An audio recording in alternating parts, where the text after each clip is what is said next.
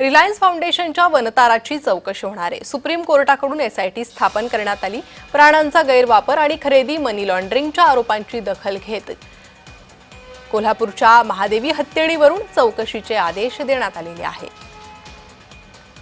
तर महादेवी हत्ती प्रकरणानंतर आता चौकशीचे आदेश सुप्रीम कोर्टाकडून देण्यात आलेले आहे। एसआयटीची स्थापना करण्यात आलेली आहे।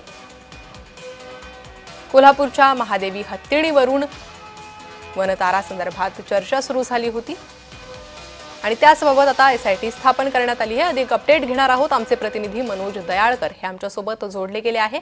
मनोज, काय अधिक माहिती आहे?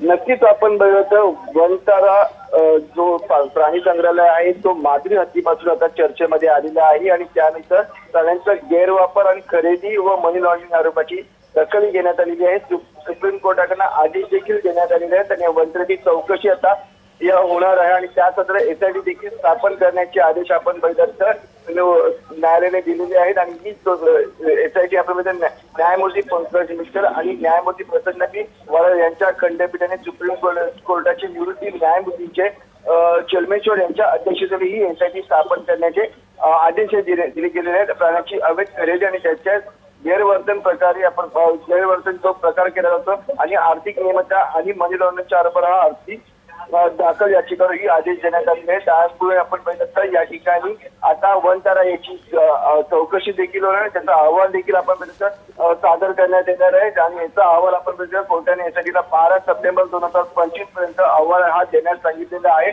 आणि पुढील सुनावणी आपण बघितलं 15 सप्टेंबर रोजी होणार। त्यामुळे वनतारा ही आता चर्चेमधला विषय राहिला आहे कारण की मादरी हत्ती ज्यापासून वनताऱ्यामध्ये देण्यात आलेली आहे त्यामध्ये वनताऱ्याला आता ज्या प्रकारे प्राण्यांची गैरवापर तसंच प्राण्यांचा मनी खरेदी आणि मनी लॉन्ड्रिंग प्रकरणी आता वनताऱ्याची चौकशी होणार आणि त्याचा लवकर अहवाल आता सादर केला जाईल। मनोज, लवकरच या संदर्भातली चौकशी आता होईल।